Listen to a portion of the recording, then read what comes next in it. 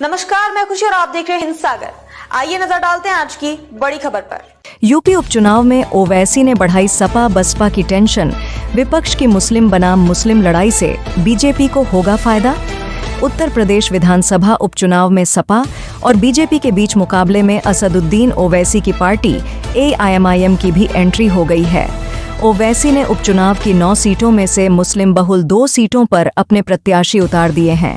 AIMIM ने कुंदरकी विधानसभा seat से मोहम्मद वारिस और मीरापुर विधानसभा सीट से अरशद राणा को उम्मीदवार बनाया है। पश्चिमी यूपी की दोनों मुस्लिम बहुल सीटों पर मुस्लिम कैंडिडेट उतारकर असदुद्दीन ओवैसी ने सपा और बसपा की टेंशन बढ़ा दी है। ऐसे में मुकाबला रोचक हो गया है। यूपी उपचुनाव में ओवैसी ने PDM पिछड़ा दलित मुस्लिम फार्मूले पर चुनावी मैदान में उतरे हैं, जिसके तहत मुस्लिम बहुल सीटों पर AIMIM चुनाव लड़ रही है तो OBC बहुल सीटों पर OBC आधारित पार्टियों के खाते में गई है। इसके तहत ही कुंदरकी और मीरापुर सीट पर ओवैसी ने मुस्लिम प्रत्याशी उतारा तो मजवा सीट पर प्रगतिशील मानव समाज पार्टी चुनाव लड़ रही है। प्रगतिशील मानव समाज पार्टी ने मजवा सीट से स्वयंवर पाल को कैंडिडेट घोषित किया है।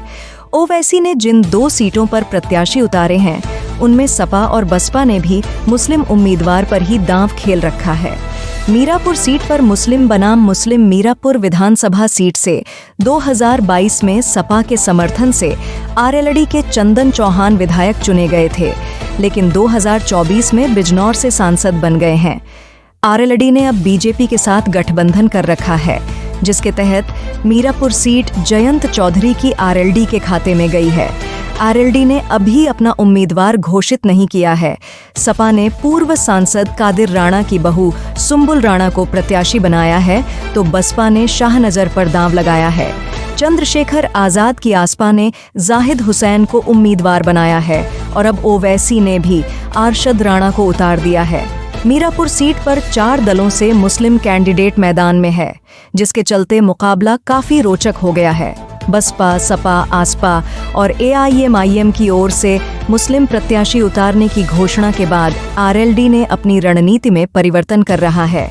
अब आरएलजी गुर्जर या फिर जाट समाज के किसी चेहरे को उतार सकता है। बीजेपी के साथ गठबंधन होने के चलते आरएलडी हिंदू प्रत्याशी मीरापुर में उतारती है तो मुकाबला रोचक हो सकता है। कुंदरकी सीट पर मुस्लिम बनाम मुस्लिम कुंदरकी विधानसभा सीट से 2022 में सपा के जियाउर रहमान विधायक चुने गए थे, लेकिन 2024 में संभल सीट से सांसद बन गए हैं।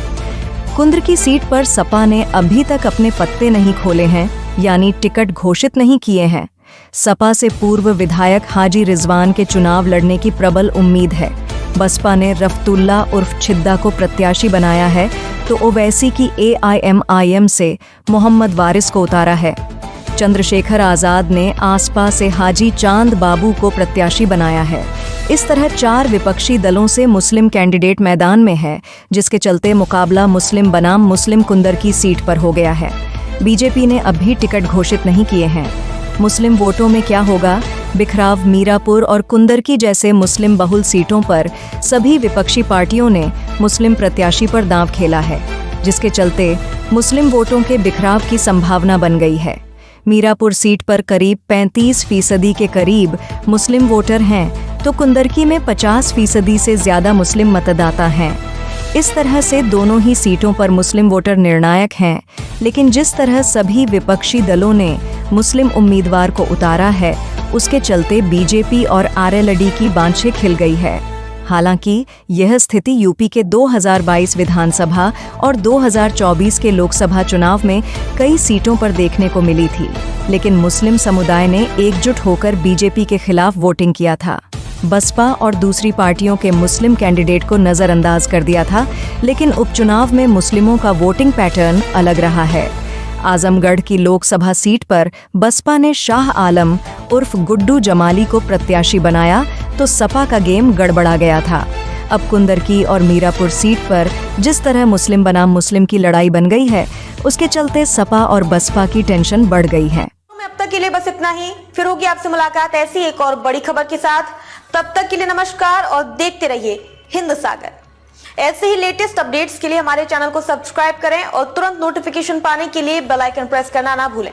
और यदि आप हमें फेसबुक के माध्यम से देख रहे हैं तो हमारे चैनल को फॉलो जरूर करें।